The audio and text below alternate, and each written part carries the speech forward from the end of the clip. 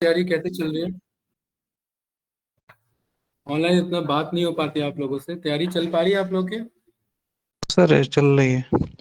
Sir थोड़ा ही practice का कम हो पा रहा है। मेरा स्किल टेस्ट है एक। क्या चीज है? सर अभी मैं प्रैक्टिस कम कम कम टाइम दे पा रहा हूँ प्रैक्टिस को। मेरा स्किल टेस्ट है ना अभी 23 में। किसी और चीज में अप्लाई कर रखा है? तो मेरा गवर्नमेंट एग्जाम का था यूपी ट्रिपल एससी से, तो वो क्लियर हुआ है। तो मेरा उसका स्किल की डेट आई हुई है, तो वहाँ ज़्यादा फोकस चल रहा है थोड़ा। Okay, very good. ठीक है, तो अभी फोकस करो फिलहाल उसी पे, है ना? सर। और करो उसे, क्रैक करो। बताना फिर उसके बाद, राइट? सर। कुछ दिक्कत आए तो बताना, यहाँ पर सपोर्ट मिलेगा। कोर्स का कोई दिक्कत नहीं है, ठीक है? बट थोड़ा बहुत टाइम निकाल लेना, डेली बेसिस पे गो थ्रू कर लेना एटलीस्ट एक बार, राइट? है ना? जी sir. Thank you sir. Okay.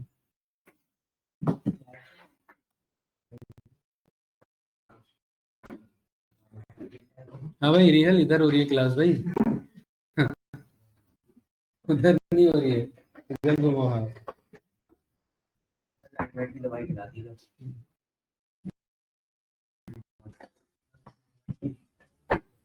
कौन ब्रिज जी घर चले गए?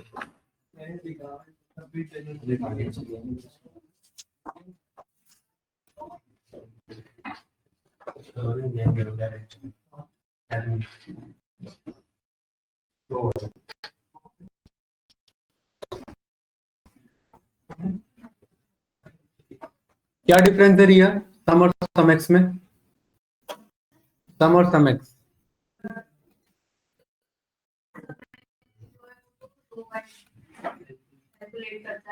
अरे रिया नहीं हो आप, हर्षित।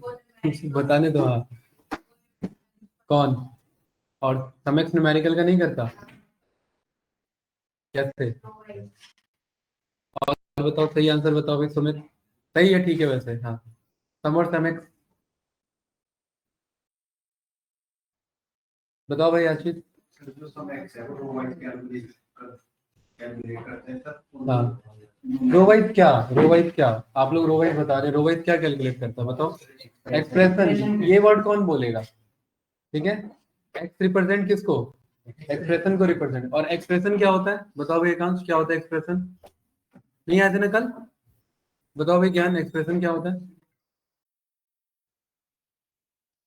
एक्सप्रेशन बताओ भाई सुमित, एक्सप्रेशन। एक्सप्रेशन कोई सेट ऑफ फॉर्मूला, कोई लॉजिक, कोई सेट ऑफ फंक्शन जो आपने सामने में रिप्रेजेंट किया, वही एक्सप्रेशन है। हमने क्या यूज किया था एक्सप्रेशन में? सेल्स माइनस प्रॉफिट, तो वो एक्सप्रेशन था। हम सेल्स मल्टीप्लाई डिस्काउंट यूज कर सकते थे, वो भी क्या होता? एक्सप्रेशन ही होता। सेल्स डिवाइडेड बाय प्रॉफिट कर सकते थे, वो भी एक्सप्रेशन ही होता। ठीक है। तो जो रो वाइज भी काम करे, प्लस एक एक्सप्रेशन से भी वर्क करे, और तीसरा एग्रीगेट करके सम करके रिजल्ट रिटर्न करे, दैट इज सम एक्स। और जो नॉर्मली न्यूमेरिकल और अर्थमेटिक डेटा पर एग्रीगेट करके सम करके रिटर्न करे, वो नॉर्मल सम आपका। ठीक है। तो जैसे सम और सम एक्स है, वैसे आपके बाकी मिन और मिन एक्स है, मैक्स और मैक्स एक्स है, काउंट और काउंट एक्स है। मैक्स, मैक्स एक्स और मैक्स ए क्या डिफरेंस है? रियल, रियल कह रहा हूँ ध्रुव। हाँ।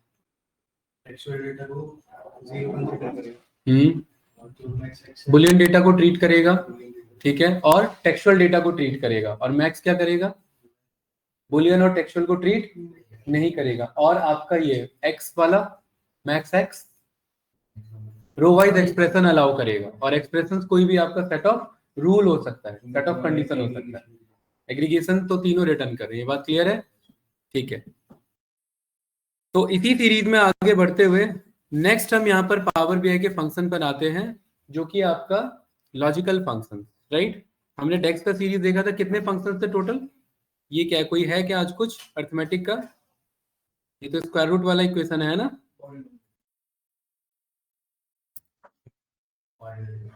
वो पढ़ा था ना आपका, एक्स स्क्वायर के स्क्वायर रूट निकालने के लिए, तब आप यहाँ पर इसे यूज करते हैं। ठीक है। क्या है ये?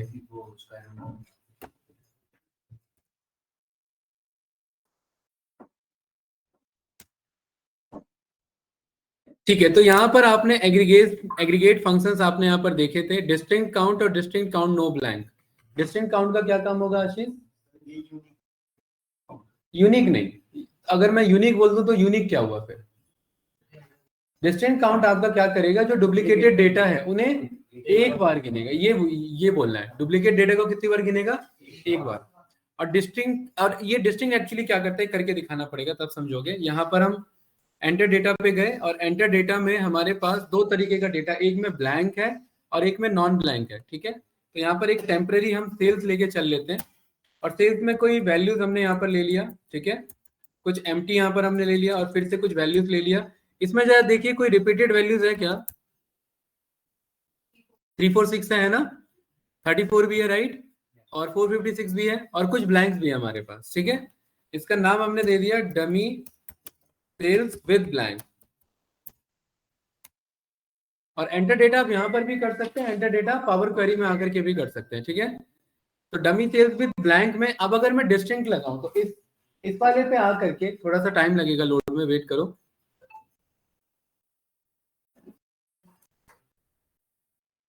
डेटा कहाँ चले गया हमारा,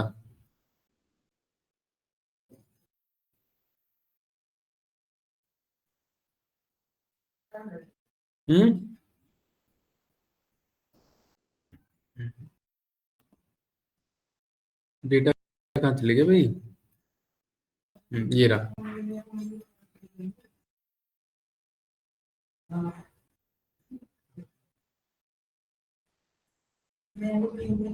ठीक है, ये रहा डमी सेल्स विद ब्लैंक।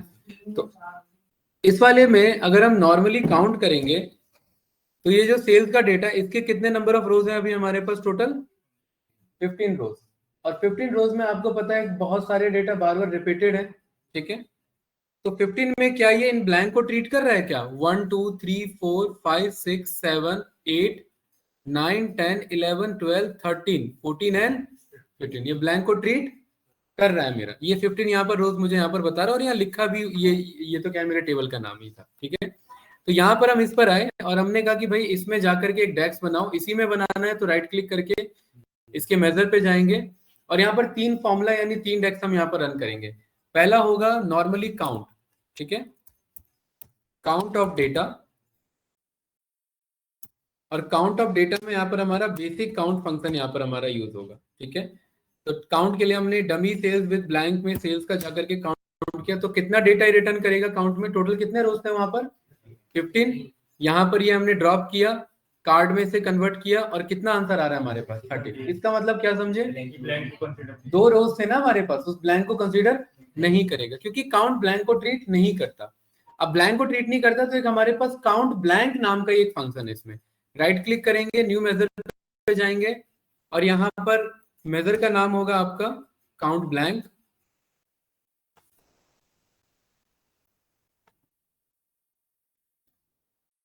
अब ये हैंग बहुत कर रहा है ये। अब कितने ब्लैंक डेटा यहाँ पर हमारे पास, 2 ब्लैंक डेटा यहाँ पर आशीष, राइट। तो यहाँ पर आपने कहा कि डमी सेल्स विद ब्लैंक में जाओ और किसको काउंट करो बस इस बार, काउंट ब्लैंक को। तो ये काउंट ब्लैंक आपका खाली ब्लैंक को काउंट करके बताएगा और कितना आया आंसर इसमें, 2 आंसर, और 13 और 2 कितना हो गया टोटल आपका 15 आंसर हो गया। तो एक हमारे पास इसी में आंसर, एक और है हमारे पास इधर न्यू मेजर पर आप गए,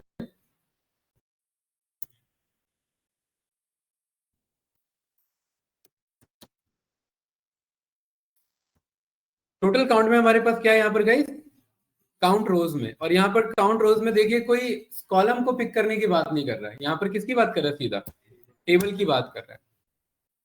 और यहाँ पर आपने इसे ड्रॉप किया और इधर कन्वर्ट किया तो ये कितना आंसर आ रहा है, क्या डिफरेंस है तीनों में, तीनों क्लियर हुआ ना डिफरेंस, क्या डिफरेंस है तीनों में, काउंट, काउंट ब्लैंक और काउंट रोज, क्या अंतर है बताओ। हाँ, काउंट पहली बात ब्लैंक को काउंट नहीं करेगा, तो ब्लैंक को काउंट करने के लिए एक अलग से फंक्शन है काउंट ब्लैंक, और काउंट ब्लैंक नॉर्मल डेटा को काउंट नहीं करेगा, बस ब्लैंक को काउंट करेगा, तो इसीलिए काउंट रोज है। काउंट रोज क्या करेगा, वो पूरे रोज को, उसको कॉलम स्पेसिफिक डेटा नहीं चाहिए, उससे पूरा एंटायर टेबल चाहिए, और एंटायर टेबल में कितने रोज थे 15, तो 15 आ गए। हाँ टेबल के हिसाब से कर रहा है। हाँ, हमने कोई 2 कॉलम बना लिए, उसमें एक में तो 15 का डेटा, एक में ज्यादा डेटा, तो जब हम इसको वो रो फाइनली किसमें है, वो तो पूरे को गिन रहा है ना, एक में ज्यादा है या एक में कम है उससे मतलब नहीं है, टोटल कितना रोज है, रोज गिन रहा है। यहाँ पर रोज कितने, जैसे हमने मैनुअली काउंटिंग की थी ना 1 2 3 4 5 6 7 8 9 10 15 रोज हमने काउंट किया ना, भले डेटा हो चाहे डेटा ना हो, तो ये रोज को गिन के बताएगा। अब दूसरे कॉलम में हो सकता है पूरा कॉलम ही खाली हो, उससे लेना देना उसे नहीं है, वो बस टोटल रोज अगर 15 आ रहे हैं तो 15 रोज बताएगा। कौन सा फंक्शन? काउंट रोज वाला फंक्शन। काउंट रोज को ब्लैंक वैल्यू से लेना देना नहीं, वो बस नंबर ऑफ क्या गिनेगा? रोज गिनेगा। रोज अगर है तो वो आपको गिन के बताएगा, ठीक है।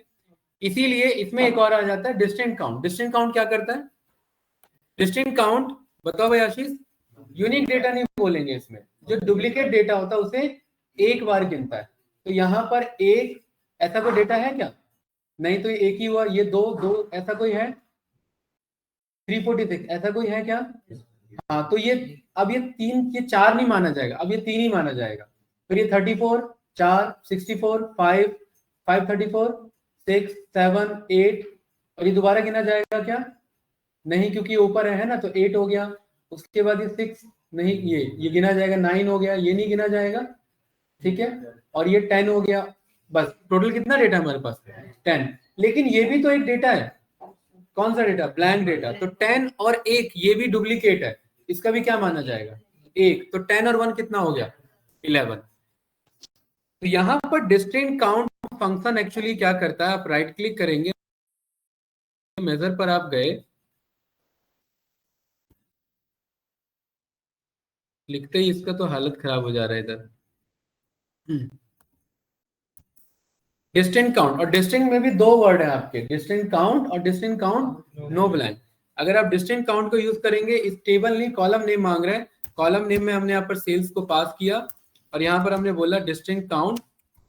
और ये डिस्टिंक्ट काउंट एक्चुअली क्या करते हैं ना, ब्लैंक वैल्यू को भी एक बार कंसीडर करता है। तो ब्लैंक कितने थे? 2, तो उसको एक मान लेगा, ठीक है। डिस्टिंक्ट का मतलब होता है डुप्लीकेट डेटा को एक बार कंसीडर करो, राइट।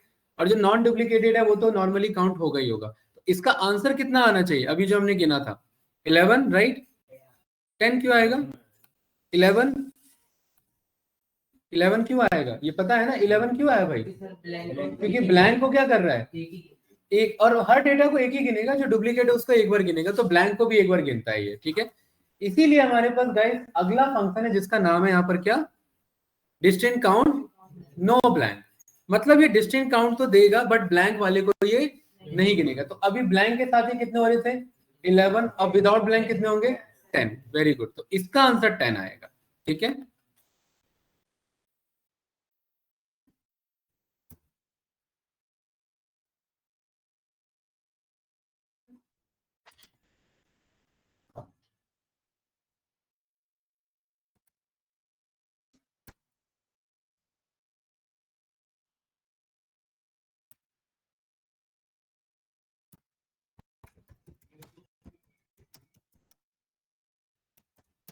इसे यहाँ पर रन किया आपने डिस्टिंक्ट काउंट नो ब्लैंक को, और इसका कितना आंसर आएगा? इधर 10 आंसर आया। तो क्या ये क्लियर हो गया कि सबका आंसर ऐसे ऐसे क्यों आया और इतने सारे काउंट के अलग अलग फंक्शंस क्यों हैं? कितने ये सारे? काउंट ए तो अभी हमने टच नहीं किया, काउंट ए अलग होगा जो टेक्सचुअल पे काम करेगा, और count A x, count x अगर है तो काउंट एक्स क्या करेगा? रो वाइज एक्सप्रेशन पे कुछ काम करेगा, ठीक है। तो काउंट एक्स है कि हमारे पास यहाँ पर ये रहा, ये क्लियर है ना। काउंट एक्स क्या करेगा? टेक्सचुअल, बुलियन और प्लस रो वाइज एक्सप्रेशंस पे वर्क करेगा। तो देखिए काउंट के कितने सारे वेराइटीज आपको मिलते हैं। इसीलिए सबसे ज्यादा इंटरव्यूअर आपको काउंट पे डिफरेंस पूछता है। Count versus count A versus count X versus count A X versus distinct count versus distinct count no blank, और हर एक का अलग अलग आंसर है, जिसमें से हमने यहाँ पर ये एक्स वाले और ए वाले को छोड़ के बाकी हमने यहाँ पर ये परफॉर्म किया। ये क्लियर है? तो ये एक्सप्लेन कर पाओगे ना? काउंट ब्लैंक क्या करेगा आशीष बताओ? हाँ बताओ, नहीं क्लियर हुआ? सुमित क्या करेगा काउंट ब्लैंक? बस ब्लैंक वाले रो को गिन के बताएगा। Count blank distinct count with no blank ये क्या करेगा? जो डिस्टिंक्ट है उनको काउंट डुप्लीकेट डेटा को सिंगल टाइम काउंट करेगा और ब्लैंक को ट्रीट नहीं करेगा। और डिस्टिंक्ट काउंट क्या करेगा? अकेला ब्लैंक को भी ट्रीट करेगा। ब्लैंक को भी कितनी बार गिनेगा? एक बार गिनेगा। तो ये डिफरेंस क्लियर है ना? ठीक है, तो ये जब हमें रिक्वायरमेंट पड़ेगी तब उस रिक्वायरमेंट के अकॉर्डिंग ये फंक्शंस हम यूज करेंगे, ठीक है। कोई डाउट इस वाले में? ठीक है, प्रोडक्ट और प्रोडक्ट टेस्ट क्या होगा हमारे पास? जैसे प्रोडक्ट का मतलब यहाँ पर क्या होता है, 2 कॉलम को मल्टीप्लाई करना। आपने एक्सेल में पढ़ा होगा सम प्रोडक्ट नाम से फंक्शन, पढ़ा था एक्सेल में सम प्रोडक्ट, अरे पढ़ा था यहाँ पर प्रोडक्ट। लेकिन ये प्रोडक्ट हम इतने बड़े कॉलम पर हम यहाँ पर नहीं चलाएंगे क्योंकि काफी हैवी सिचुएशन क्रिएट हो जाएगा। समझिए थोड़ा सा, यहाँ पर मेरे पास एक आप सभी ने एरे की क्लास सभी लोग ले रहे हैं मेरे से, नंबी ले रहे हैं ना। कम प्रोडक्ट हमने सीखा है। कम प्रोडक्ट क्या होता है वहां पर, क्यूमुलेटिव प्रोडक्ट, एक का दूसरे से मल्टीप्लाई और दूसरे का तीसरे से मल्टीप्लाई। तो यहाँ पर आप एक कॉलम पास करेंगे और उन कॉलम को सब वैल्यू को मल्टीप्लाई करते फाइनली क्या रिटर्न करेगा, एक सिंगल आंसर रिटर्न करेगा। अब सोचिए अगर गलती से मैं सेल्स पास कर दूं इसमें, तो सेल्स में 9000 डेटा है, तो 9000 के सेल्स सारे क्या हो जाएंगे, मल्टीप्लाई। और कितने सेल्स है यहाँ पर हमारे पास, अच्छा इस पे तो अप्लाई कर सकते हैं ना, लेकिन ये भी बड़ी वैल्यू आएगी। एक बार करके देख लें इस पे ही करके देख लेते हैं। यहाँ पर न्यू मेजर पे गए, यहां से नहीं जाना था वैसे न्यू मेजर पे, हमें रिपोर्ट से जाना था, बट कोई नहीं, अब यहाँ क्लिक कर दिया। तो बाद हम आएंगे यहाँ पर लॉजिकल फंक्शंस को सीखेंगे, ठीक है।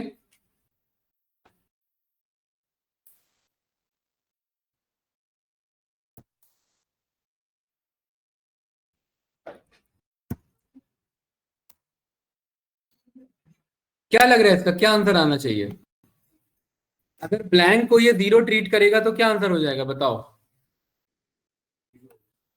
अगर ये ब्लैंक को 0 ट्रीट करेगा तो क्या आंसर हो जाएगा, 0। अब देखिए मैंने कहा था ना बहुत बड़ी वैल्यू आएगी। क्यों बड़ी वैल्यू आ रही है, ये वैल्यू मल्टीप्लाई, ये वैल्यू मल्टीप्लाई, ये value multiply, value multiply, value कितना मल्टीप्लाई करते जाओगे।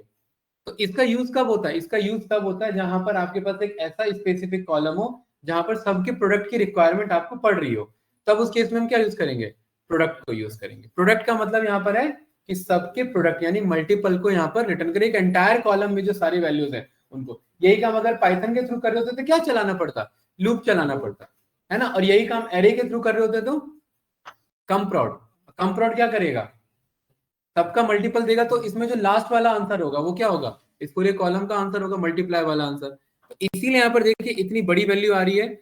और इनकेस अगर मैं यहाँ पर आ करके इसके फॉर्मेट पे अगर आप यहाँ पर जा करके कहीं की डिस्प्ले यूनिट को 1000 में कर दो तो भी क्या ये शो कर पा रहा है, उसे नहीं शो कर पा रहा है। क्यों, क्योंकि वैल्यू क्या है एप्सिलॉन 34। इसका मतलब है कि 1.86 और 34 टाइम्स 0, तो 0 0 0 0 0 कितनी बार, 34 बार। इतना बड़ा नंबर है, इतना बड़ा नंबर है तो यहाँ पर ये कार्ड में भी शो नहीं हो पा रहा, उसे राउंड ऑफ करके इसने यहाँ पर ये बता दिया। कोई डाउट इसमें, ठीक है गाइस। इसी सीरीज में अब हमारे पास काम का फंक्शन आता है लॉजिकल फंक्शन।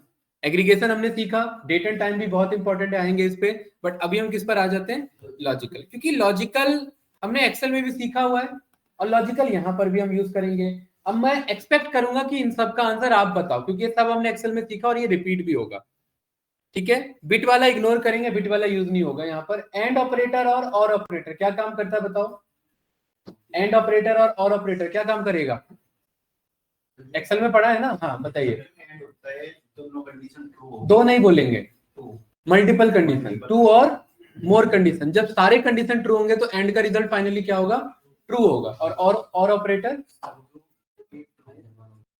2 और मोर कंडीशन में अगर आइदर एक भी कंडीशन ट्रू है तो फाइनल रिजल्ट ट्रू है। और का रिजल्ट फॉल्स कब आता है, एंड का रिजल्ट फॉल्स कब होता है, जब कोई भी एक फॉल्स हो जाए। अगर और में सारे ट्रू है तो और का रिजल्ट क्या होगा, अगर एंड में सारे फॉल्स है तो एंड का रिजल्ट, एंड में एक ट्रू है सारे फॉल्स है फॉल्स, और में एक ट्रू है सारे फॉल्स है ट्रू। ये क्लियर है ना, ठीक है। और इफ आपने सीखा हुआ है, इफ का क्या काम है, कंडीशनली चेक करना। तो जो एक्सेल में इफ सीखा है वही यहाँ पर यूज करेंगे, और हमने कल यूज भी किया था, याद होगा आप लोग। और हमने गॉस चार्ट जो बनाया था वहां पर भी यूज किया था, याद है ना। तो यहाँ पर हम इस पर आए और मैं रिपीट करा देता हूँ, अगर आप लोग को क्लियर नहीं हुआ अभी क्लियर हो जाएगा। जैसे हमने टोटल सेल्स नाम से यहाँ पर बना रखा है, याद है आप सभी को, मेरा टोटल सेल्स और टोटल प्रॉफिट।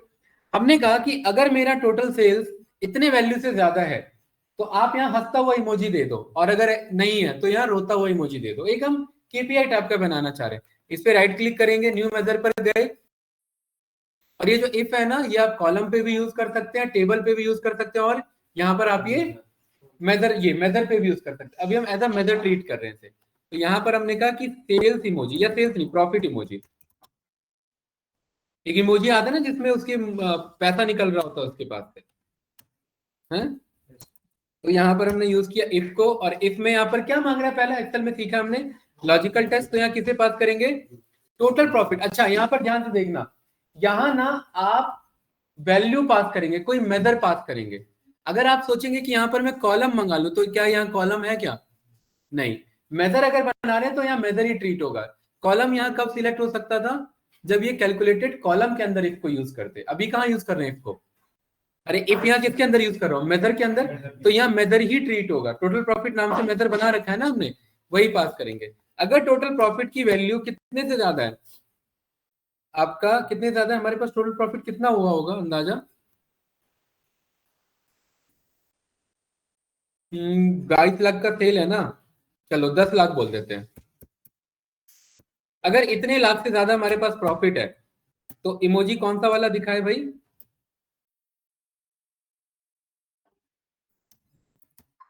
ये वाला याद है ना, ठीक है, ये वाला इमोजी दिखा दे। और अगर ऐसा नहीं है तो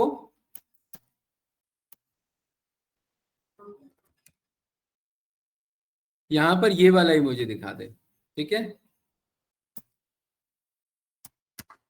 डन, क्लियर है। अब ये क्या करेगा, प्रॉफिट को कंपेयर करेगा, और प्रॉफिट के सिचुएशन के अकॉर्डिंग आशीष क्या रिटर्न करेगा, यहाँ पर इमोजी रिटर्न करेगा, ठीक है। तो यहाँ पर ये एंटर किया, आ गया, इसको यहाँ पर ये ड्रॉप किया कार्ड पे।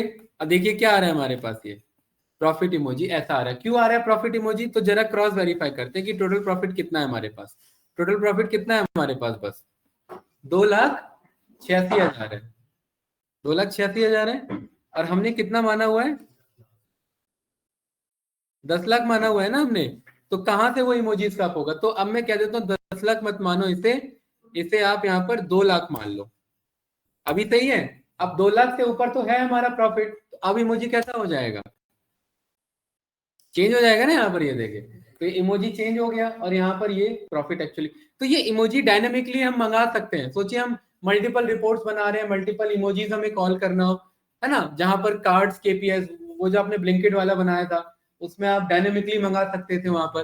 तो वहां पर डेक्स यूज करके ये सारी चीजें कॉल की जा सकती थी हमारी, इजी है, ठीक है। तो किसका यूज हुआ गाइस यहाँ पर, हमें ये कॉल करने के लिए इफ का यूज हुआ। इफ यहाँ पर कॉलम में भी यूज हो सकता है, और कल हमने सीखा था, याद है ना, ये वाला प्रॉफिट रिमार्क्स, ये किसके बेस पे कॉल हुआ था, यहाँ पर कॉलम के बेस पे ये ट्रीट हुआ था। यहाँ पर एकांश क्लियर है। इफ यहाँ पर देखिए एक कॉलम पूरा ट्रीट हो रहा है, तो यहाँ पर आप इफ के बेस पे कॉलम को भी कॉल कर सकते हैं। इससे फायदा क्या होगा, हमने यहाँ पर देखिए एक नया कॉलम हम यहाँ पर बनाते हैं जो हमने पावर क्वेरी में बनाया था, विच इज आपका शिपमेंट डिले, याद है हमने शिपमेंट डिले बनाया था, ship date minus order date. तो कैसे बनाएंगे न्यू कॉलम, इस पर गए न्यू कॉलम पे, और न्यू कॉलम पे आपने डायरेक्ट माइनस करा दिया, ठीक है। और यहां पर आपने कहा कि मुझे इसे नाम दे दो शिपमेंट डिले का, और क्या माइनस करा, तो सीधा सीधा एक्सप्रेशन पास कर दो। इसे डायरेक्ट एक्सप्रेशन भी बोलेंगे। एक्सप्रेशन का मतलब ये होता है कि आपको एक फॉर्मूला पास कर रहे हैं। तो ऑर्डर के शिप डेट में से किसे माइनस कर रहा हूं, ऑर्डर का ऑर्डर डेट। और यहाँ पर ये रन करो, अभी ये बताऊंगा डेट और डेट ये क्या होता है, ठीक है। पहले आप ये नॉर्मली रन करो, अब देखिए क्या आंसर आ रहा है इधर,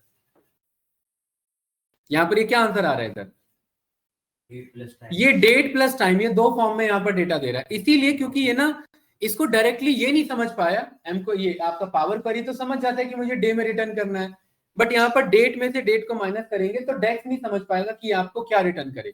तो इसके लिए क्या करता है, ये डेट में से डेट को माइनस करके रिजल्ट भी कैसा देता है, डेट फॉर्म में रिजल्ट देता है। तो अब मैं बोलूंगा डेट में से डेट माइनस, यहाँ पर आप मत करो, इसके डे में से माइनस करो किसके, डे को। अरे दिन का ही तो डिफरेंस चेक करना है ना हमें।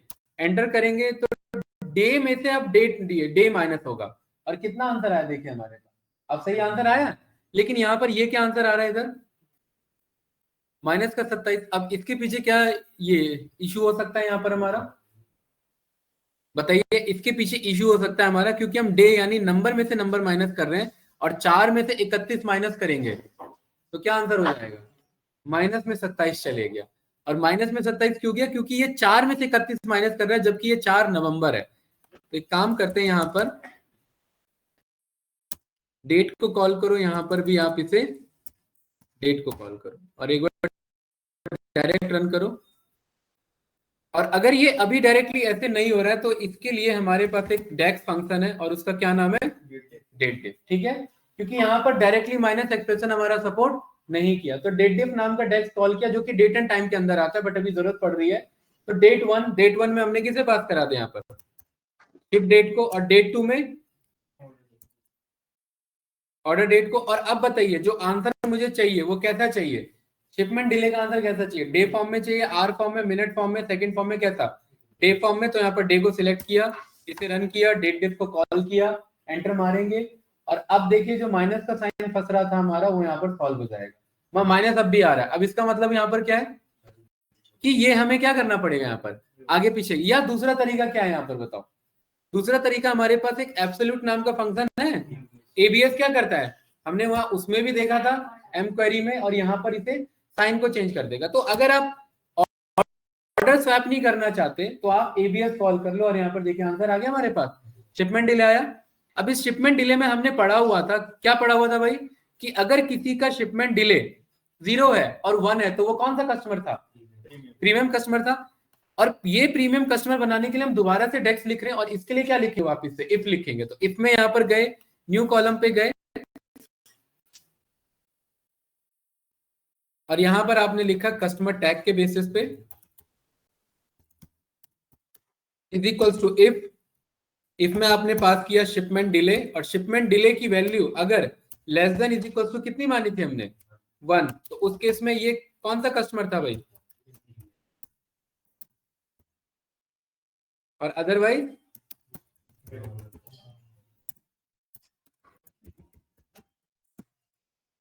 इफ यूज हुआ हमारा, यहाँ पर एंटर किया, यहाँ पर हमारे पास कस्टमर टैग भी आया हमारे पास, डेक्स के फॉर्म में भी बन के आया, ठीक है, कैलकुलेटेड कॉलम भी यहाँ पर ट्रीट हुआ। और बनाने का फायदा ये कि अब आप यहाँ विजुअल पर आए, यहाँ पर आपने कहा कि जरा मुझे ये बताओ कि प्रीमियम कस्टमर से कितना रेवेन्यू आ रहा है और नॉर्मल कस्टमर से कितना रेवेन्यू आ रहा है। तो यहाँ पर आपने कस्टमर टैग को ड्रॉप किया, कहाँ है कस्टमर टैग हमारा, कस्टमर टैग ये रहा, और कस्टमर टैग के बेसिस पर हमने किसे ड्रॉप किया, यहाँ पर प्रॉफिट को ड्रॉप किया, और हमारे सामने आंसर है। सबसे ज्यादा कौन से कस्टमर है, नॉर्मल कस्टमर, अरे आ रहे हैं ना नॉर्मल कस्टमर, और दूसरे कौन से यहाँ पर प्रीमियम। तो प्रीमियम कस्टमर बस 8% है किसके मुकाबले, ओवरऑल कस्टमर के मुकाबले। तो अगर आप 100% आप पे कस्टमर बेस है तो कितने परसेंट प्रीमियम कस्टमर है भाई आशीष, 8%। क्या ये बात पता थी अभी तक कि हमारे पास बस पूरे कस्टमर बेस में 8% हमारे पास क्या है, प्रीमियम कस्टमर्स है। तो ये इन्फॉर्मेशन ऐसे निकाली जा सकती है, और इसका यूज किया जा सकता है जब हम कस्टमर के पॉइंट ऑफ व्यू से एनालिसिस एक डैशबोर्ड बना रहे होते, तो हमें पता लग जाता है हम पे 8% कस्टमर प्रीमियम बेस का कस्टमर है हमारे पास, बाकी 92% हमारा नॉर्मल कस्टमर का बेस है। इस तरीके से आप गाइस यहाँ पर किसे कॉल कर सकते हैं, इफ यानी लॉजिकल फंक्शन को कॉल कर सकते हैं। इसी इफ के साथ हमारे पास एक और आ जाता है जिसे हम कहते हैं यहाँ पर स्विच फंक्शन। एक्सेल में पढ़ा है सबने स्विच फंक्शन, बताया था मैंने, कितनों को याद है स्विच फंक्शन। इफ का एक और केस ले लें यहाँ पर, एंड और के साथ केस ले लें एक बार, ठीक है। चलिए तो यहाँ पर एंड के साथ एक केस लेकर के चलते हैं।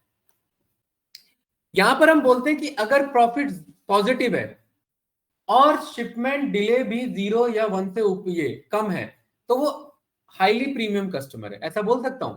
इसका क्या मतलब है भाई यहाँ पर रियल,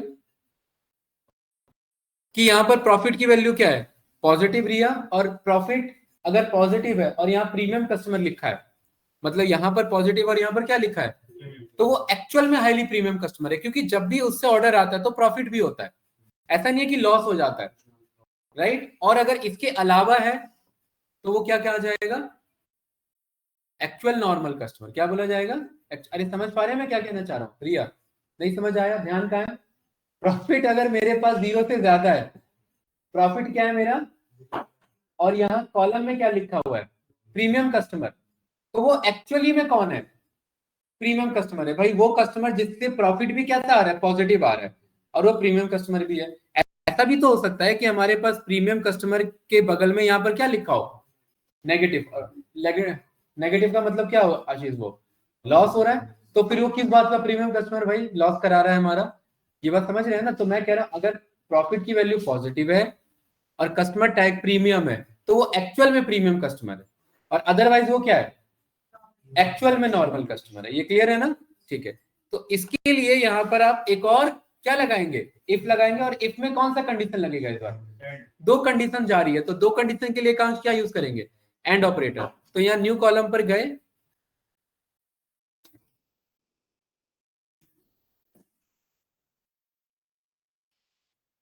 और यहां पर आपने कहा कि एक्चुअल कस्टमर टैग, और यहां पर यूज किया आपने इफ। देखिए आपने एक्सेल में पढ़ा हुआ है कि एंड ऑपरेटर इफ के अंदर लिखा जाता है, लॉजिकल टेस्ट के अंदर में। लेकिन एक्सेल का जो एंड ऑपरेटर है वो मल्टीपल एंड कंडीशन को सपोर्ट करता है, बट पावर बीआई का एंड ऑपरेटर बस दो ही। तो आपने जो बताया था वो बात यहाँ के लिए वैलिड है क्या? जब दो कंडीशन ट्रू हो तो वो फाइनल ट्रू होता है, बट हमें वैसे एक्सप्लेन नहीं करना। दो या दो से ज्यादा हो सकता है, क्योंकि अगर मुझे तीसरा कंडीशन लेना है तो एक और एंड लिखना पड़ेगा। जैसे इफ के अंदर इफ लिखा था ना, वैसे एंड के अंदर क्या लिखना पड़ेगा? एंड लिखना पड़ेगा।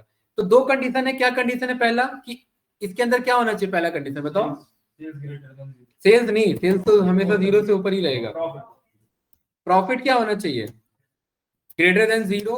और दूसरा कंडीशन क्या है? कस्टमर टैग क्या होना चाहिए?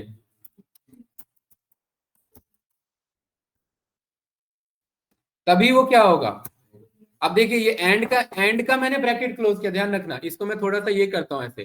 तो ये एंड ऑपरेटर है। एंड में यहां पर क्या कर रहा है? ये दो कंडीशन सेटिस्फाई कर रहा है कि अगर जीरो से ज्यादा है और प्रीमियम कस्टमर है तो ही वो क्या बोला जाएगा, या actual premium customer.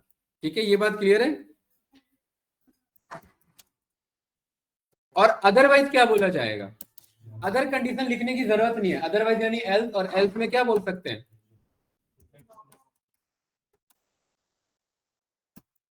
Bracket close, enter मारा।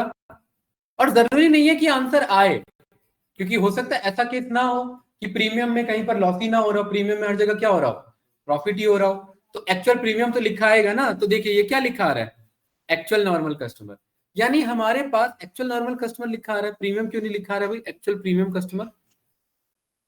क्या हमारे पास कोई प्रीमियम कस्टमर नहीं है क्या?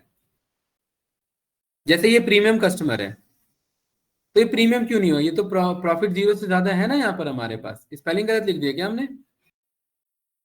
है यहाँ पर क्या लिखा आना चाहिए था? कहाँ पर? इसके बगल में? नहीं नहीं, यहाँ सिंपल पे काउंट होता है। यहाँ पर देखिए जरा क्या हुआ हमारा। हमने कहा कि अगर प्रॉफिट, हाँ वही तो मैं कहूँ, कुछ तो मिस्टेक होगा ना, तभी तो नहीं चल रहा है इधर। यहाँ पर क्या आएगा भाई? Customer tag. और हमने बाय मिस्टेक क्या ले लिया? कस्टमर नेम ले लिया। इसीलिए ये ध्यान रखना इंपॉर्टेंट है, राइट? हो जाता है क्योंकि हम टैब बटन पे ले रहे हैं, गलत सिलेक्ट हो सकता है। अब देखें यहाँ पर, अब किसी प्रीमियम वाले पे जाओ। ये रहा प्रीमियम, प्रीमियम कस्टमर लिखा है। प्रीमियम के बगल में जीरो से ज्यादा है तो ये क्या हो गया?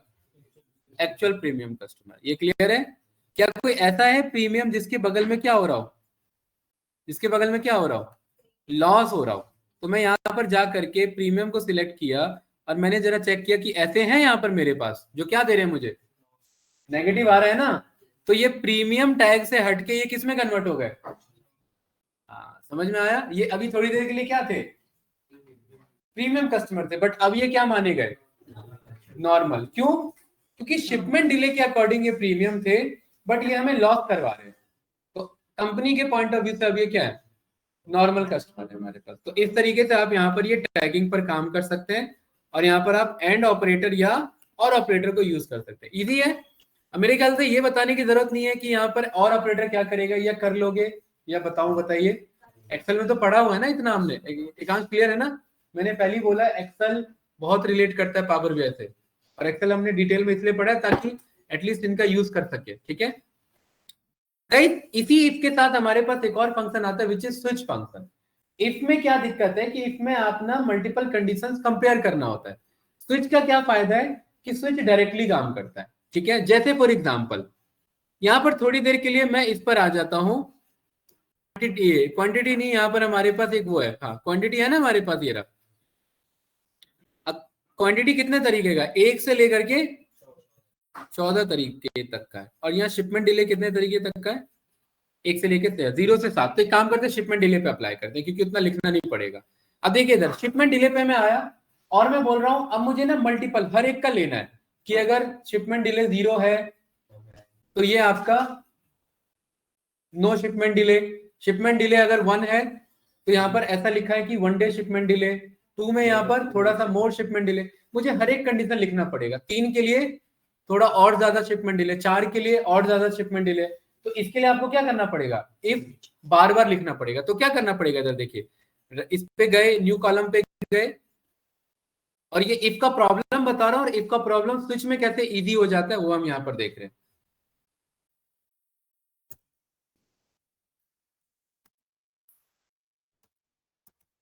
शिपमेंट डिले रिमार्क्स में हमें यहाँ पर हर एक का इफ देना पड़ेगा। क्या कि अगर मेरा शिपमेंट डिले की वैल्यू क्या है, 0 है, तो इसे हम क्या बोल सकते हैं,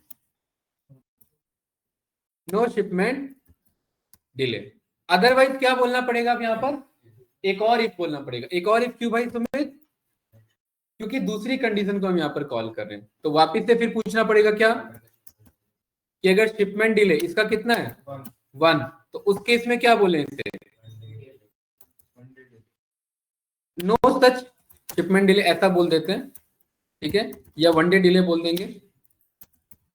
उसके बाद एक और कंडीशन के लिए इफ, अच्छा तो इसको आपको लग रहा है कि ये सही तरीके से हम लिख रहे हैं, या इसे देखिए क्योंकि power BI multi line statement support करता है, इसे शिफ्ट के साथ एंटर मारेंगे, टैब बटन लगाएंगे ऐसे, यहां से इफ स्टार्ट हुआ और ये इफ स्टार्ट हुआ, इस इफ का रिजल्ट क्या है ये वाला, तो ये इसके बगल में रहेगा और ये दूसरा क्या रहेगा इसके नीचे रहेगा। अब फिर ये इसके बगल में रहेगा और फिर तीसरा क्या रहेगा इसके नीचे रहेगा, क्योंकि हम ऐसे सीक्वेंस में लेके चल रहे हैं।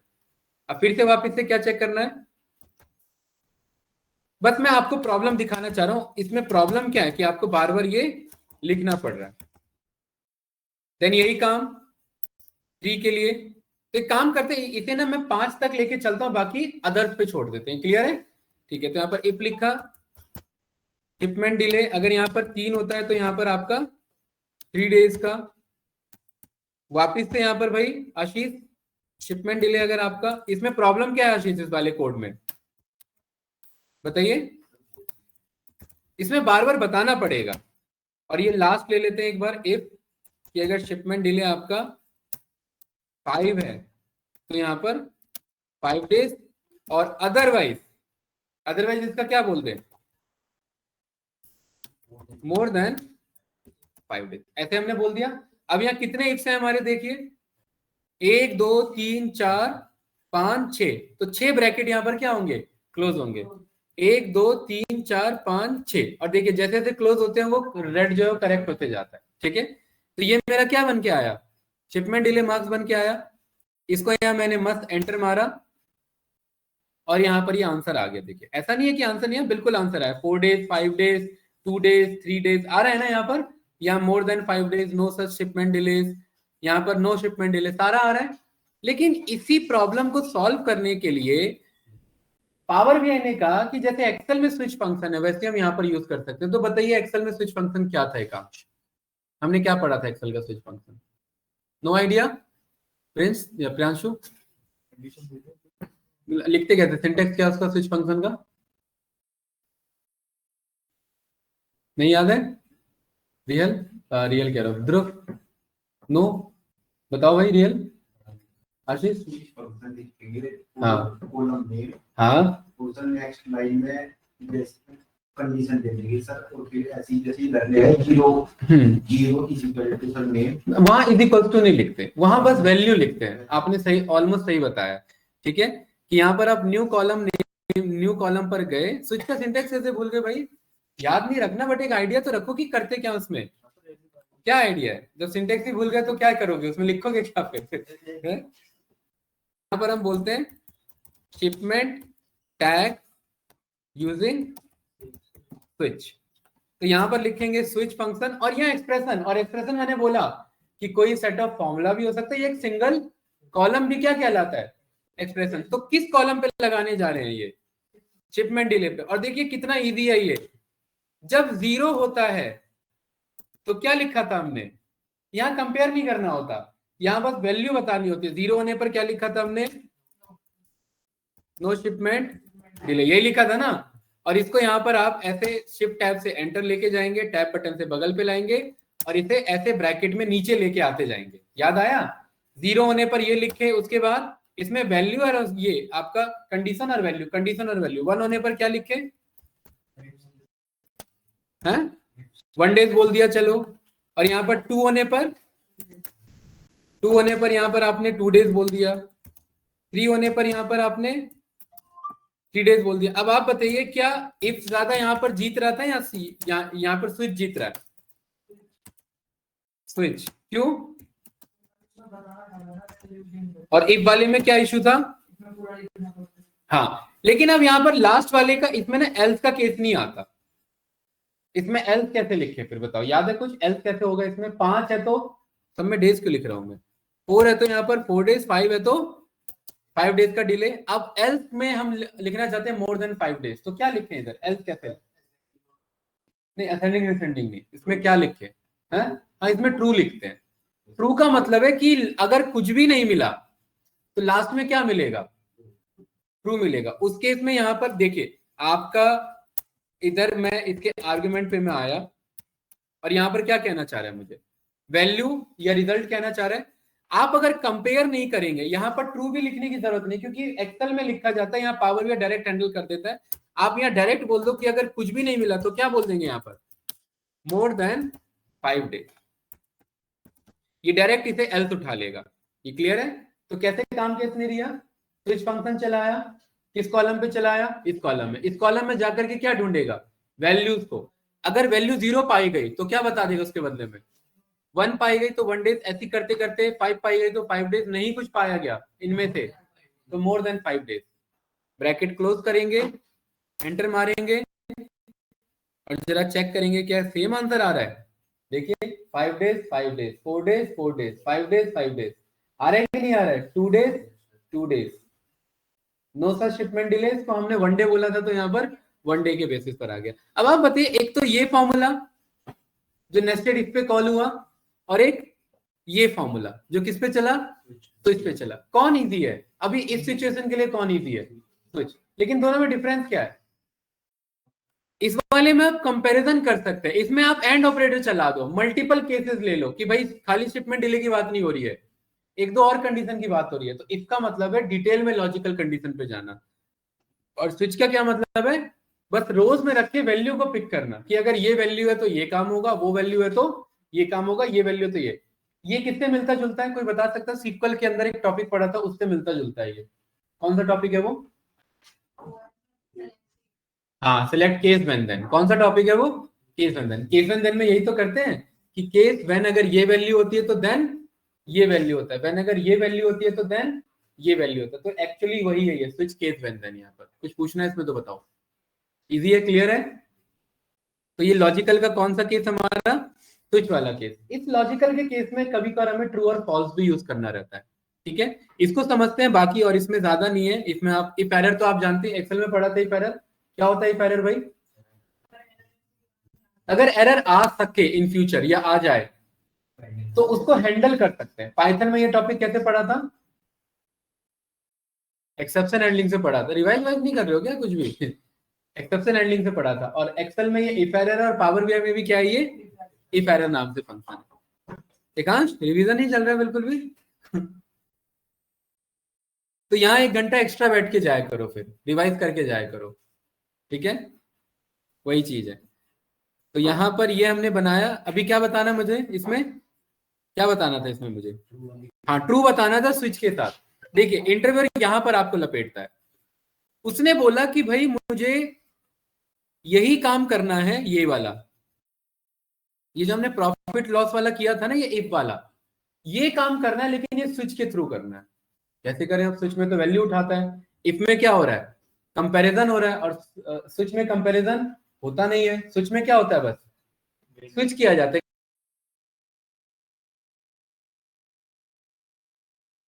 करवाएं यहाँ पर स्विच में इजी है, कुछ नहीं करेंगे इसके लिए, यही लॉजिक यूज करेंगे। इस पर गए, न्यू कॉलम पर गए और इंस्टेड ऑफ इफ क्या यूज करेंगे?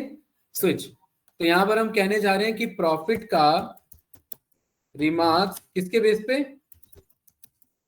यूजिंग स्विच, और यहां पर आप स्विच लिखेंगे। अगर कोई भी आपको ट्रू और ये कंपैरिजन करना है, बुलियन कंपैरिजन करना है, क्योंकि आपको पता है greater than less than compare करने पे या तो ट्रू या फॉल्स दो ही चीजें वैलिड होती है, राइट।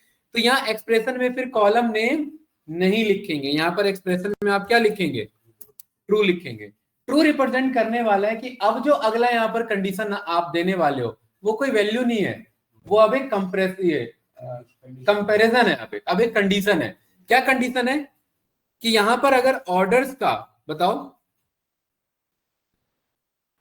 ऑर्डर्स का प्रॉफिट अगर 0 से ज्यादा है तो क्या बोलेगा, अगर ये केस बन रहा है तो क्या बोलेगा, बोलो, प्रॉफिट भाई और अदरवाइज क्या बोलेगा, लॉस। इफ ही तो हुआ, बट इफ में कन्वर्ट किया गया क्योंकि ये डायरेक्टली नहीं चलता। देखिए थोड़ी देर के लिए अगर आपके मन में याद है सर अभी तो हमने यहाँ पर क्या पास किया था, कॉलम पास किया था, चलो सर कॉलम पास करो। यहाँ पर कौन से कॉलम पे काम कर रहे हैं, प्रॉफिट वाले पर। यही आपके माइंड में आ रहा है कि अगर प्रॉफिट वाले को प्रॉफिट से कंपेयर किया 0 से ज्यादा तो प्रॉफिट, अदरवाइज क्या आ जाए। लॉजिकली तो यही माइंड में आ रहा है ना आपके। इसको रन करके देखते हैं, इधर लास्ट में चलते हैं और क्या आ रहा है इधर पूरे पे, एरर आ रहा है। क्यों एरर आ रहा है, क्योंकि ये स्विच कंपेयर नहीं कर सकता, स्विच बस वैल्यू पिक कर सकता है, स्विच कर सकता है, ये होने पर ये करे, ये होने पर ये करे। और यहाँ पर क्या हो रहा है प्रियांशु, कंपैरिजन हो रहा है। तो कंपैरिजन हो रहा है तो ये वाला कॉलम आप अलाउ नहीं करेंगे। यहाँ पर दिस कॉलम की बजाय जब भी कंपैरिजन होगा यहाँ पर क्या लिखा होगा, हमेशा ट्रू लिखा होगा। ट्रू का मतलब है कि आने वाला जो अब एक्सप्रेशन है वो ट्रू फॉल्स में ट्रीट होगा, क्योंकि इसको जब ये सॉल्व करेगा तो या तो ट्रू होगा या फॉल्स होगा। तो ट्रू होने पर क्या रिजल्ट है ये, और ट्रू ना आने पर क्या रिजल्ट है, लॉस। ये रन करेंगे और आंसर आपके सामने है। आ रहा है कि नहीं आ रहा है, प्रॉफिट का रिमार्क्स यूजिंग स्विच। इसीलिए इंटरवेरिएट पूछता है, क्योंकि यहाँ पर छोटे छोटे मिस्टेक्स किए जा सकते हैं, आप लोग सिंटेक्स भूल सकते हैं। तो कहना है से कि मैं इफ को कंप्लीटली एनिमिनेट कर सकता हूं with the help off switch, ये कर सकते हैं ना। नेस्टेड इफ अगर यूज नहीं करना है, क्योंकि स्विच के अंदर मुझे बार बार इफ लिखने की जरूरत नहीं है, लेकिन इफ के अंदर इफ लिखने की जरूरत है। तो अगर आपको नेस्टेड इफ को एलिमिनेट करना है तो आप किसे यूज कर लो, स्विच को। और अगर नॉर्मली यूज करना है तो भी आप किसे यूज कर लो, स्विच को। तो स्विच एडवांस फंक्शन है इफ से ज्यादा, बट फिर भी बंदे इफ को प्रेफर करते हैं क्योंकि उनका कमांड किस पे बना रहता है, इफ पे ज्यादा बना रहता है। ठीक है, आदत इफ को चलाने की ज्यादा होती है। इजी है, इसमें कुछ पूछना है तो बताओ। साकेत, साकेत भाई आवाज आ रही है, हेलो। आपको काउंसलर याद कर रहे थे, आप एक बार मिल लेना, ठीक है। रीजन यू नो, ठीक है। अभी पाल आवाज आ रही है भाई, रोशन समझ आ रहा है, सौरभ, अरे सर क्या अवनीश समझ, ये समझ आ रहा है भाई, बताइए। अरे ऑनलाइन समझ आता है कि नहीं आता है, यूट्यूब पे तो समझ में आता है आप लोग को, वो भी तो ऑनलाइन ही होता है आता है कि नहीं आता समझ, वॉइस ब्रेक इसमें होती है, मीटिंग है ना, हाँ सही बात है। और इसमें सो के देख रहे होते हैं, ये भी तो बात है क्वालिटी का भी डिफरेंस है। क्वालिटी तो ठीक ठाक जाती है वैसे, इंटरनेट अगर स्लो है तो फिर तो क्वालिटी डंप होगी, सही बात है। ठीक है, चलिए बोरिंग है, बीच बीच में रील चला दूं मैं इसमें एक कंटेंट एक टॉपिक पढ़ के थोड़ा सा रील दिखा दूं इसमें, या रील दिखा करके फिर कंटेंट पढ़ाऊं, बताओ भाई, ऐसे थोड़ा चलेगा। तो ये इफ वाले क्लियर है। चलिए आप लोगों ने सीखा हुआ है, जरा इसका यूज बताओ मुझे। आपका ये वाला, ये कोलेज फंक्शन इंटरवल पूछता, ध्यान रखना, ठीक है। इसका यूज बताइए। इफ एरर क्या कर, नहीं उसमें उसको हैंडल नहीं करेगा, वो अलग एरर है। एरर यहाँ एनए वाला एरर की बात हो रही है, ठीक है, ठीक है। एनए वाले एरर की बात हो रही है, वो तो कोड ही गलत था, वो कोड गलत का एरर है। रन टाइम और कंपाइल टाइम एरर होता है ना, तो एक्सेप्शन हैंडलिंग भी कौन सा एरर हैंडल कर पाता है, रन टाइम एरर को। कंपाइल, जब कोड ही नहीं कंपाइल हो पाया तो चला क्या, कोड ही गलत लिखोगे तो एरर तो होगा ही होगा। तो यहाँ पर एक्चुअली में ये इफ एरर कब यूज करते हैं, जब मान लेते हैं हमने यहाँ पर बोल दिया कि भाई सेल्स को डिवाइड कर दो किससे, थोड़ी देर के लिए डिस्काउंट से, तो सेल्स डिवाइडेड बाय ये 0 जा रहा है, और जब भी आप किसी नंबर को 0 से डिवाइड करते हैं तो 0 डिवीजन एरर होता है, तो वो एक एरर है, उस एरर को ट्रीट किया जाए। तो चलो यहाँ करके देखते हैं। न्यू कॉलम पे गए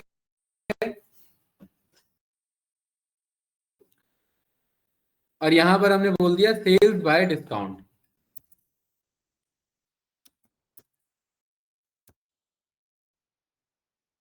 किसको डिवाइड किया, basic division, sales divided by discount. इसमें कोई कॉलम पिक नहीं किया हमने, ये रहा।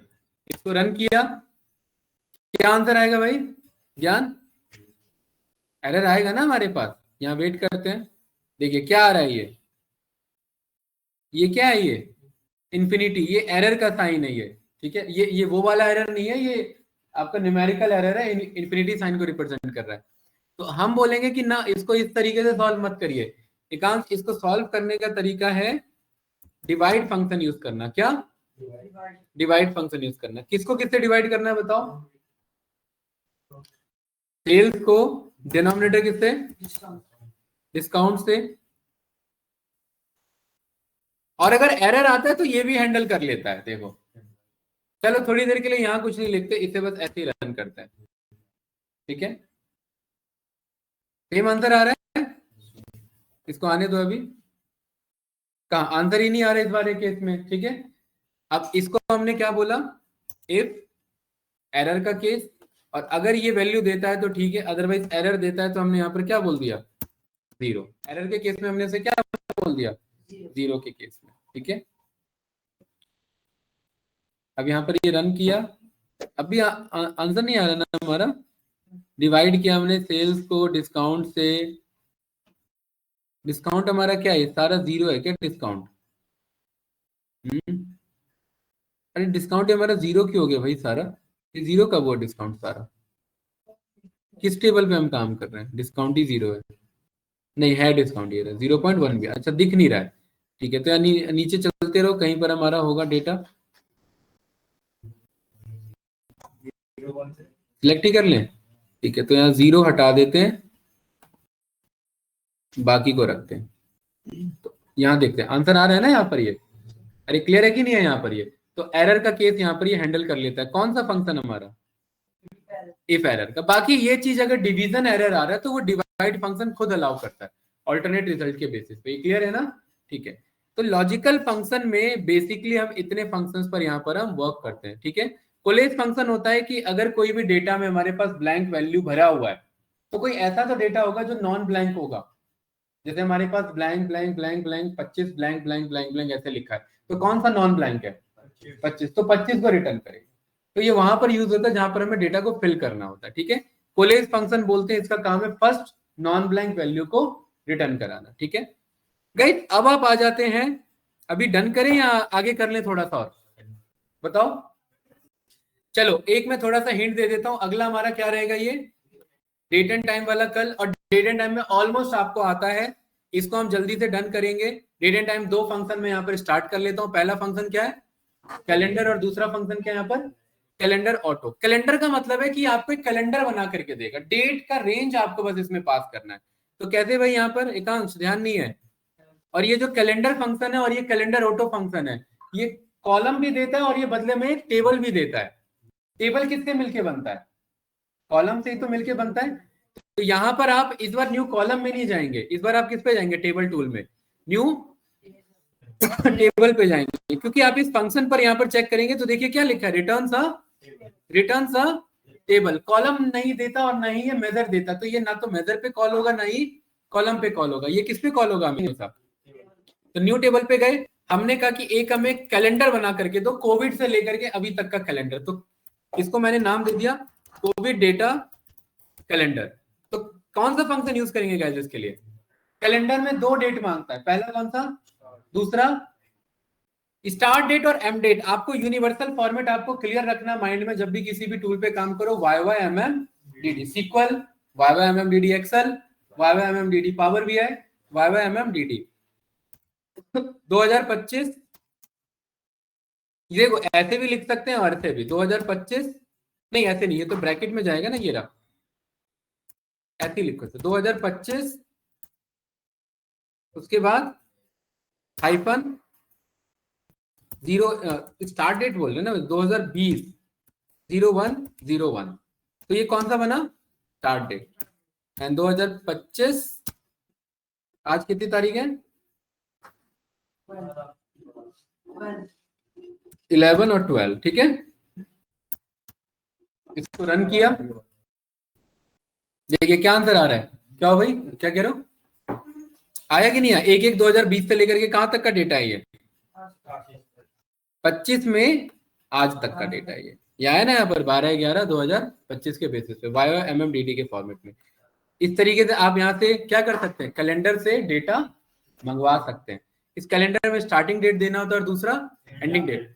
तो आप ऐसे ना लिख करके, अगर ऐसे लिखने में कंफ्यूजन होता है तो एक डेट नाम का ही फंक्शन है, डेट नाम का फंक्शन डेट बनाने में हेल्प करता है। तो क्या डेट बनाना है हमें YOMMDD, तो क्या डेट बनाना है बताओ 2020 01 और 1, तो ये क्या बना एक हमारा एक स्टार्ट डेट बना। और ऐसी एंड डेट बनाना है तो क्या बोलेंगे, डेट नाम का फंक्शन आज की तारीख क्या है 25 मंथ 11 और दिन 12 ब्रैकेट क्लोज। तो ये वाला क्या हो गया स्टार्ट डेट और ये वाला क्या हो गया एंड डेट। और इसे क्या और कैसे बना सकते थे, जो भी स्ट्रिंग के थ्रू बताया था।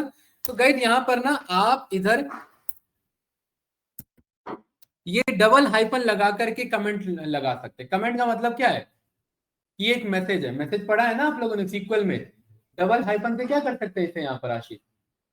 कमेंट का मतलब है कि ये कोड ट्रीट नहीं होगा, ये जस्ट एक मैसेज है कि क्या मैसेज है यहाँ पर, we can pass data like this also. यहाँ पर देखिए कोई एरर आया क्या चलाने के बाद, इसमें कोई एरर नहीं है, तो ये हमारे कमेंट को रिप्रेजेंट करता है। कोई कंफ्यूजन इसमें, तो इस तरीके से आप यहाँ पर ये डेट यूज कर सकते हैं। और इस डेट के बाद आप जानते हैं इसमें बहुत कुछ है, क्या डेट में से डे निकालना, डेट में से क्या निकालना आर निकालना, मंथ निकालना, नाउ फंक्शन यूज कर सकते हैं, टाइम निकालना, टुडे निकालना, ईयर निकालना। एक मैं हिंट दे देता हूँ, बाकी कल आप घर पे थोड़ा ट्राई करके आना। न्यू कॉलम पे गए, इसमें से मैंने बोला सबके डे को निकाल लो, तो डे को कैसे निकालेंगे, इस वाले पर गए और यहाँ पर आपने बोला डे वैल्यू निकालने के लिए डे नाम का फंक्शन यूज किया। किसके ऊपर चलाना है, डेट। कौन सा कॉलम है, कॉलम का क्या नाम है हमारा कोविड डेटा का डेट, ब्रैकेट क्लोज किया, एंटर मारा और यहाँ देखिए हर एक का यहाँ पर इसने क्या निकाल लिया डे पोर्शन। ऐसी क्या निकाल लेंगे मंथ, ऐसी ईयर निकल जाएगा, ऐसी क्वार्टर निकल जाएगा, ऐसी वीक निकल जाएगा, ऐसी वीक नम निकल जाएगा, ऐसी वीक नेम निकल जाएगा। अरे क्लियर है ना यहाँ पर ये। तो इससे फायदा क्या होता है कि ये सब एक्सेल में भी हमने किसके थ्रू किया था, फंक्शन के थ्रू किया था। यहाँ पर भी आप ये फंक्शन के थ्रू कर सकते हैं। यहाँ पर हमने WEE लिखा, WEE में वीक डे और वीक नम आ रहा है, यहाँ पर आप दोनों कॉल कर सकते हैं वीक डे, और यहाँ पर वीक डे किस पे चलाना है हमें कोविड डेटा के डेट पर।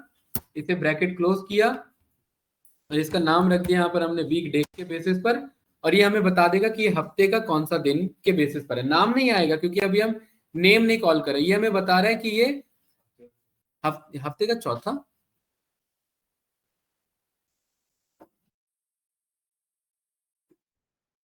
ये हफ्ते का चौथा दिन है। क्या है भाई, ये हफ्ते का चौथा। इस बात को प्रूफ करने के लिए हम अपने आज के डे पे आ जाते हैं। आज का क्या बता रहा है, हफ्ते का चौथा दिन। तो जरा इस पर आते हैं, तो क्या ये हफ्ते का चौथा दिन है क्या, नहीं, आपके कैलेंडर से लेगा, ध्यान रखना। आप मंडे से हफ्ता मानते हो ना, बट सिस्टम किससे हफ्ता मान रहा है, संडे से। तो ये सिस्टम का हफ्ता समझेगा, आपका हफ्ता नहीं समझेगा, ठीक है। तो ये 1 2 3 4, तो ये चौथा दिन आ रहा है ना हमारे पास, तो ये चीज है। तो हम साल के कौन से हफ्ते पे बैठे हैं बताओ, साल में कितने हफ्ते होते हैं, 4 हफ्ते होते हैं। लग रहा है नींद पूरी नहीं हुई है। साल में कितने हफ्ते होते हैं रियल, 48। आपकी भी नींद पूरी नहीं हुई है। वीक नम 52 हफ्ते होते हैं ना, तो पढ़ा था ना बचपन में ही, बचपन की याद नहीं है चीजें, भूल गए हैं ना, गलत बात है भाई, ये तो याद रखो। पावर भी हमें दोबारा पढ़ना पड़ेगा। देखो डेट पर गए, डेट को यहाँ पर सिलेक्ट किया, तो बताओ साल के कौन से हफ्ते पर है, अभी अंदाजा लगाओ। साल ऑलमोस्ट क्लोज होने वाला है, ऑलमोस्ट क्लोज होने वाला है, तो बाबू नहीं बता दोगे। अभी हम 46 में वीक पर है, ठीक है, 46 वीक पर है, और अभी भी कितने बचे हुए हैं छह सात वीक बचे हैं ना अभी, क्योंकि 53 वीक भी लग जाता है। 6-7 हफ्ते है ना, 6-7 हफ्ते को यूटिलाइज करो भाई 2025 एंड से पहले। ठीक है, इसी के साथ यहाँ पर आज का करते हैं इसे क्लोज। अरे सही है, डेक्स के बेसिक फंक्शन क्लियर हो रहे हैं कि नहीं हो रहे हैं? ठीक है, डिफरेंसेस बता पाओगे? चलिए ठीक है भाई, ये अटेंडेंस लगवा के जाना ऑनलाइन स्टूडेंट्स। रिकॉर्डिंग क्लोज करते हैं और अभी 1:30 पे स्टार्ट करते हैं क्या, पाइथन।